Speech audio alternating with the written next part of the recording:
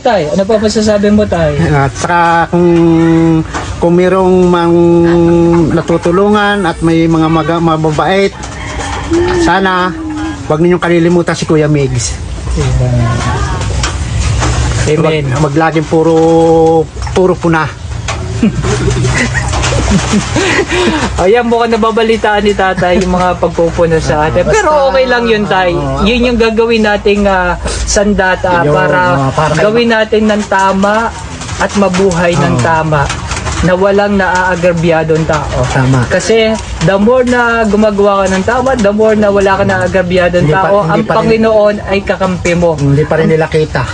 Ang Panginoon, kahit hindi nila makita, kahit hindi nila maramdaman, basta ikaw, alam mo sa sarili mo na tama yung ginagawa mo, masaya ka sa ginagawa mo, walang magiging problema doon. Dahil alam mo, ang napaka-importante, Tay, ang mas higit na gusto kong may makita, ang Panginoon.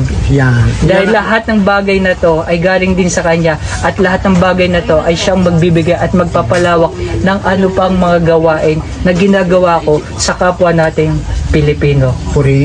Palayan ka ng Panginoon In Jesus' name.